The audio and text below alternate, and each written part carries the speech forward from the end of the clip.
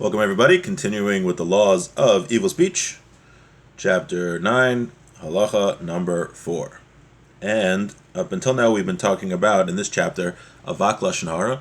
Those are things which are not actually considered evil speech, but nevertheless are prohibited to speak, lest they cause someone to say something negative about somebody. So we learned you're not allowed to praise somebody in front of their enemy, you're not allowed to praise someone too much.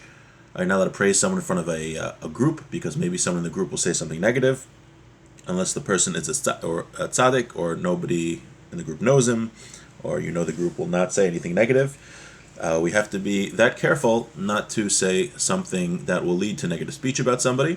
Also, we learned that one is not allowed to praise somebody in a manner that will cause him a loss. Like if you were a guest at someone's home and they were very hospitable and gave you a lot of great food, you're not allowed to go tell everybody, because then the people will be bombarded with those that want to hang out with them, and will eventually cause them a loss.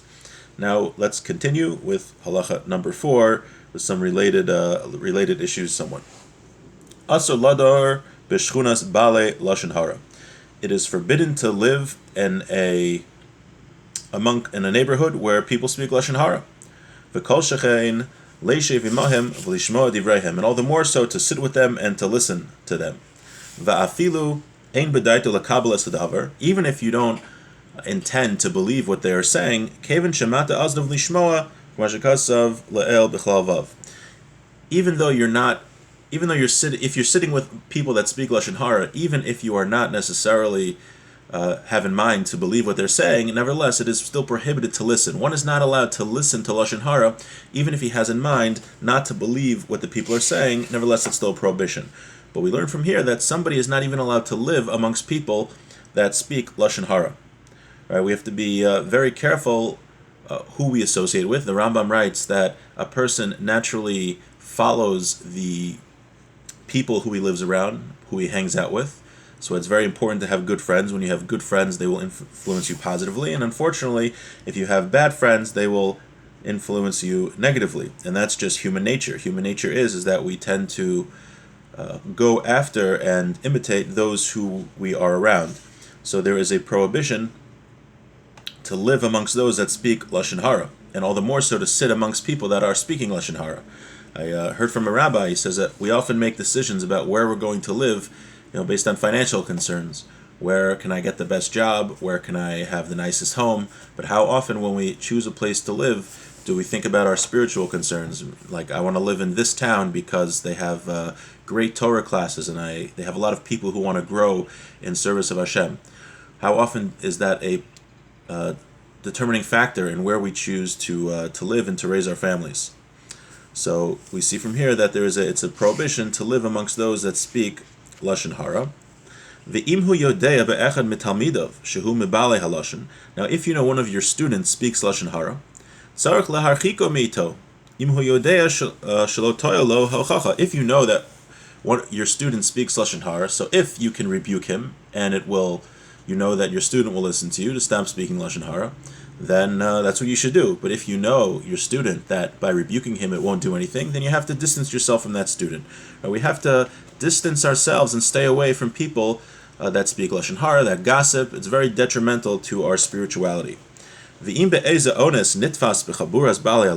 say you happen to find yourself in a group of people that are speaking Lashon Harah, right? This happens. You could be at a wedding or some other function, and you're at a table and people are speaking negatively about others. So what do you do? So if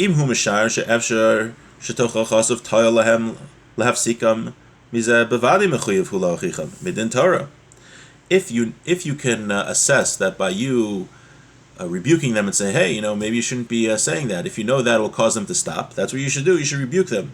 It's obviously uncomfortable, but that's the appropriate thing to do. He says,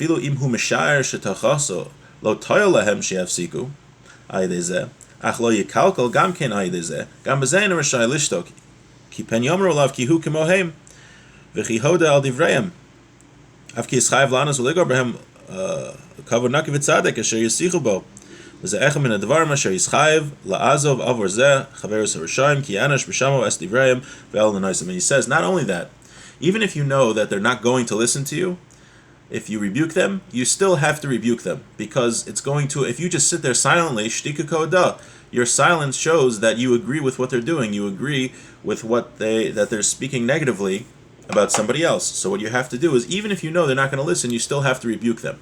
The only time you don't have to rebuke them is that if by you rebuking them, it's going to cause more Lashon Harah. They're going to go, oh, yeah, you're telling me not to speak Lashon Harah? Well, we're going to talk about this guy even more. But absent that, even if they're not going to listen, you still have to rebuke them. And because you have to stand up for the honor of this, they're talking about a person who doesn't deserve to be spoken about like that, a good person. And you have to defend them, and you have to rebuke them for speaking Lashon Harah to show that you don't approve of what they're doing. And if they still continue to speak Lashon Harah, as we learned earlier, you have to get up from the table and leave. And if you can't leave, we learned earlier that best thing is to stick your fingers in your ears. And if you can't do that because you feel awkward, if you had sat down before they started speaking Lashon Harah, the best thing to do is to not believe what they're saying. But again, the best thing to do is to rebuke them if it's not going to cause more Lashon Harah to come out. And if they don't stop, you should leave. And one who doesn't rebuke them is considered that he himself is guilty of the sin of speaking Lashon Harah. So now just go back to a note here. I want to read what the Chavetz Chaim writes about not hanging around people that speak Lashon Harah. He says, "Umizen nuchol lilmod dekol shechen yesh li zar meod shelo likvoa lo makom bebeis hakneses bebeis hamedrash etzel balei halashon." He says, we have to be very careful not to pick a seat in the synagogue near people that speak Lashon Harah. That's much, much worse. Kimulvan sherigiluhu b'midasim hara lios gamhu via harbe al bnei adam od yivatel kalam pa'am adam mehni azamein heshmei rabbo barhu lishma kriyas haTorah v'chazaras hashatz. He says, not only if you make your seat in the synagogue near people that speak Lashon Harah, not only are you going to get many sins of Lashon Harah, but you're going to also miss not answering to Kaddish, not listening to the Torah reading, and not answering Amen when the Chazan repeats Shemona Esrei, and that's a very serious sin. Many, many serious sins, like we said. Or if you have, let's say you have a set time to study Torah, right? The first thing that they ask us after we pass away is, did you have a set time to study Torah? So let's say you have a set time to study Torah in the synagogue. You shouldn't hang out, and that's specific time you have to study Torah. You shouldn't hang out amongst those that are speaking Lashon Harah. He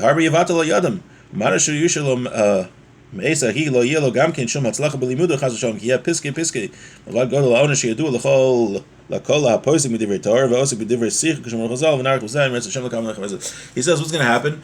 Right, you go to work for a long day, and you have a half hour, an hour to study at the synagogue at night, and you go there and you're sitting around a guy who speaks Lashon Harah. He's going to keep interrupting you every 5 minutes to talk Lashon Harah.